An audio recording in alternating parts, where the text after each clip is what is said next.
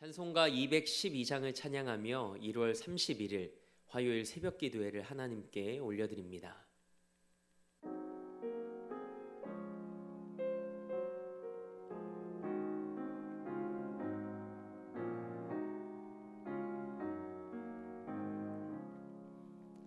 겸손히 주를 섬길 때 괴로운 일이 많으나 구주여 내게 힘주사 잘 감당하게 하소서.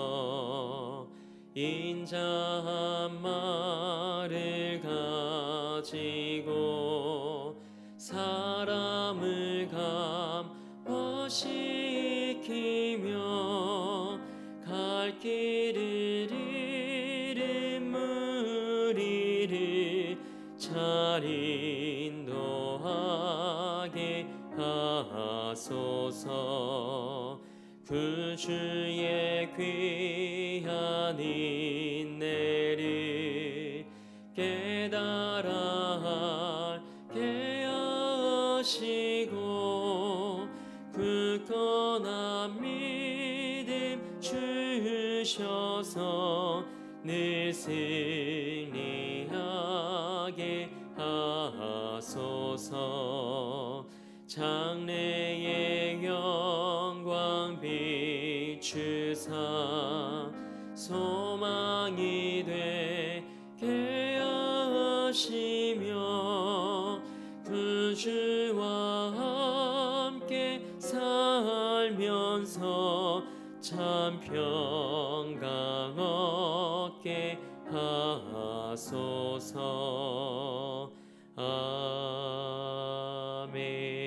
아멘. 사도신경으로 우리의 신앙을 고백합니다.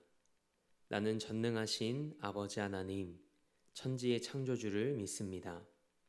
나는 그의 유일하신 아들, 우리 주 예수 그리스도를 믿습니다. 그는 성령으로 잉태되어 동정녀 마리아에게서 나시고 본디오 빌라도에게 고난을 받아 십자가에 못 박혀 죽으시고 장사된 지 사흘 만에 죽은 자 가운데서 다시 살아나셨으며 하늘에 오르시어 전능하신 아버지 하나님 우편에 앉아 계시다가 거기로부터 살아있는 자와 죽은 자를 심판하러 오십니다. 나는 성령을 믿으며 거룩한 공교회와 성도의 교제와 죄를 용서받는 것과 몸의 부활과 영생을 믿습니다. 아멘. 찬송 421장 우리 힘차게 박수하며 한 장 더 하나님께 영광 올려드립니다.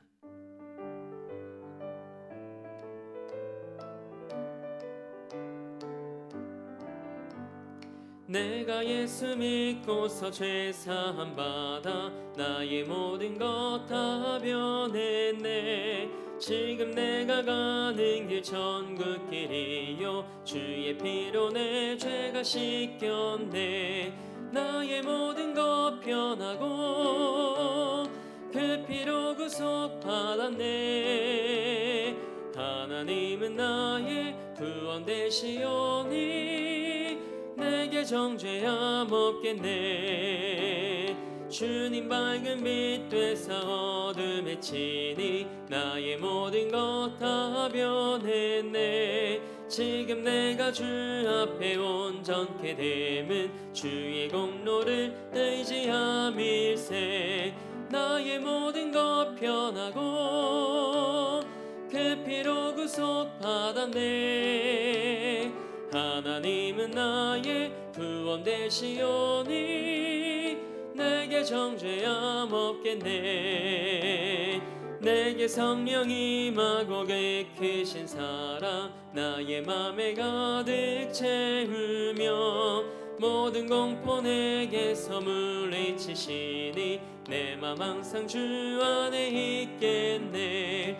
나의 모든 것 변하고 그 피로 구속받았네. 하나님은 나의 구원 되시오니 내게 내게 정죄함 없겠네. 아멘. 오늘 우리에게 주신 하나님의 말씀은 이사야서 10장 12절에서 19절 말씀입니다. 하나님의 말씀을 받겠습니다 고백한 후에 저와 여러분 한 목소리로 합독하겠습니다. 하나님의 말씀을 받겠습니다. 그러므로 주께서 주의 일을 시온 산과 예루살렘에 다 행하신 후에 아수르 왕의 완악한 마음의 열매와 높은 눈의 자랑을 벌하시리라.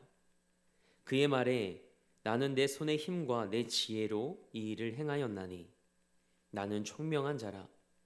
열국의 경계선을 걷어치웠고 그들의 재물을 약탈하였으며 또 용감한 자처럼 위에 거주한 자들을 낮추었으며 내 손으로 열국의 재물을 얻은 것은 새의 보금자리를 얻음 같고 온 세계를 얻은 것은 내버린 알을 주음 같았으나 날개를 치거나 입을 벌리거나 지저귀는 것이 하나도 없었다 하는도다.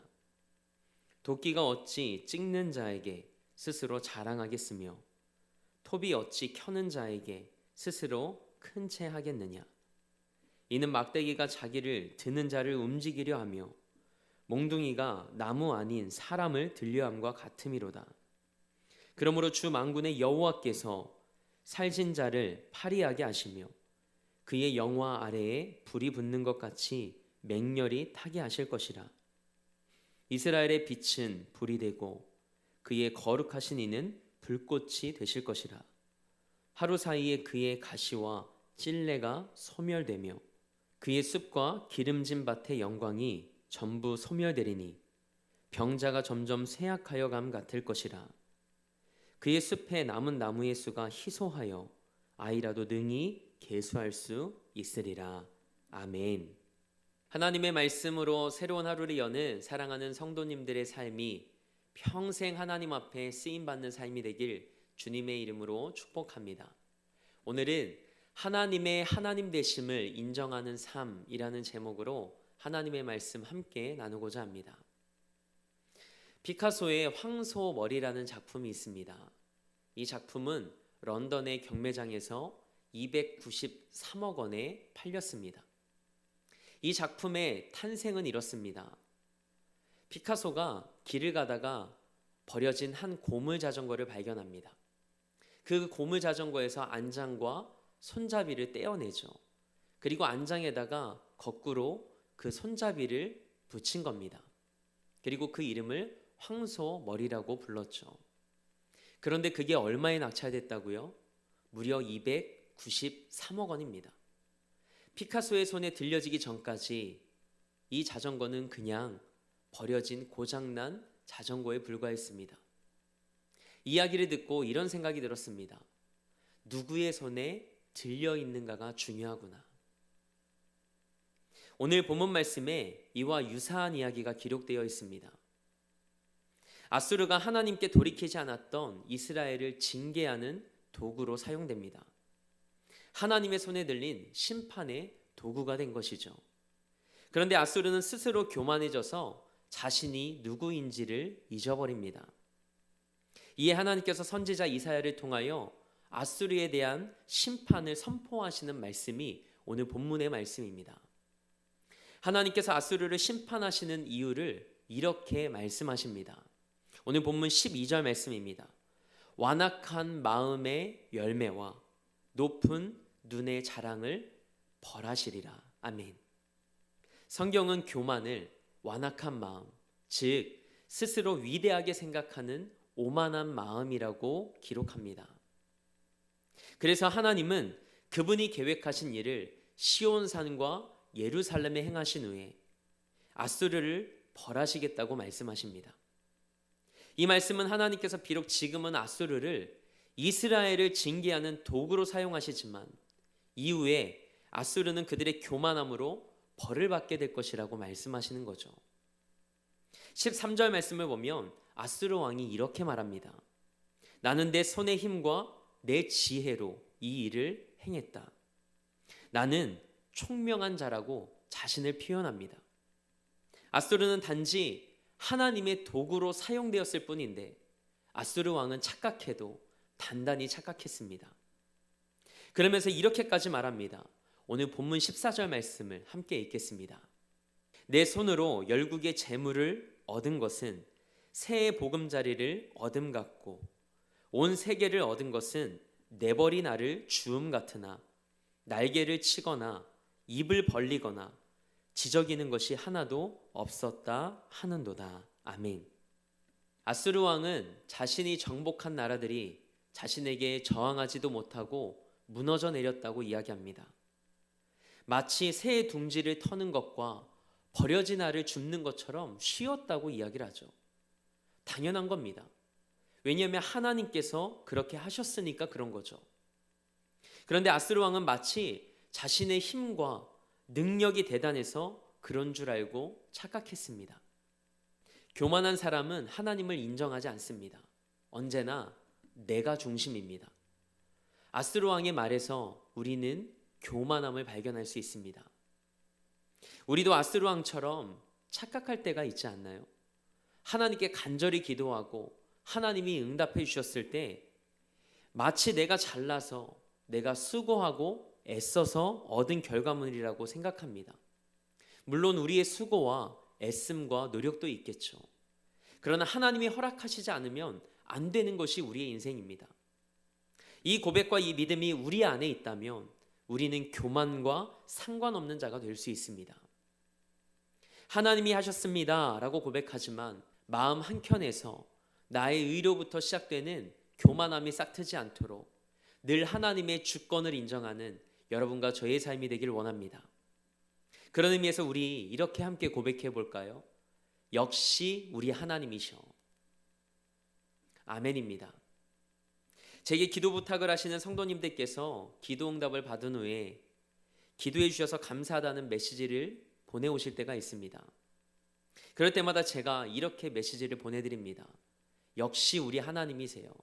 함께 기도하고 함께 감사할 수 있어서 기쁩니다. 여러분의 입술에서 이 믿음의 고백이 멈추지 않길 축복합니다. 하나님께서 아수르 왕을 향하여 그가 어떤 존재인지를 알려주십니다. 오늘 본문 15절 말씀을 보면 하나님께서 아수르 왕에게 너는 도끼이고 톱이고 막대기고 몽둥이에 불과하다라고 말씀하십니다. 그러니 너는 스스로 자랑하지 말고 스스로 큰 체하지 말라라고 말씀하시죠. 아수르 왕은 아무리 큰 소리를 치고 자랑해도 도끼나 톱 혹은 막대기나 몽둥이 같이 하나님의 손에 들린 도구에 불과했습니다. 왜냐하면 온 세상을 움직이시는 능력이 누구에게 있기 때문일까요? 오직 하나님께 있기 때문입니다. 그래서 16절 말씀은 하나님께서 주이심을 강조합니다. 우리 본문 16절 말씀을 함께 읽겠습니다. 그러므로 주 만군의 여호와께서 살진 자를 파리하게 하시며 그의 영화 아래에 불이 붙는 것 같이 맹렬히 타게 하실 것이라. 아멘. 하나님이 온 열방의 주인이십니다.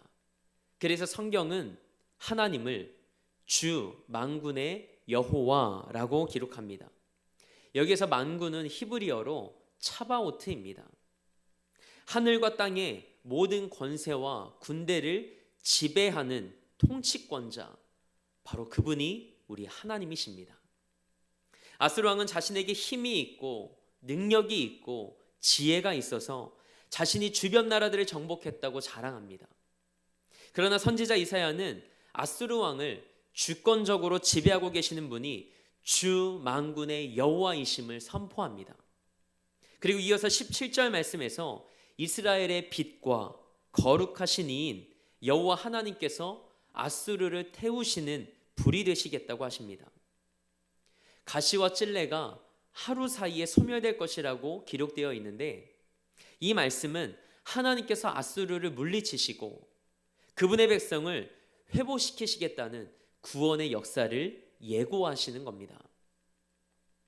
하나님께서 지금은 아수르를 통해 이스라엘을 징계하시지만 이 징계가 끝나고 나면 하나님의 백성에게 고통을 주던 이 아수르의 압제와 세력을 하나님께서 하루 사이에 소멸하시겠다고 말씀하시는 겁니다.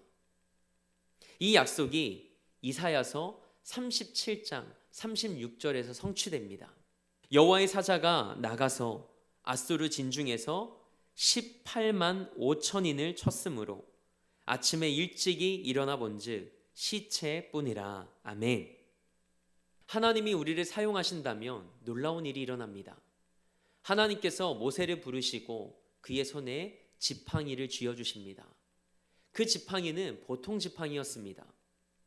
그러나 출애굽기 4장 20절 말씀을 보면 모세가 하나님의 지팡이를 손에 잡았다고 기록되어 있습니다.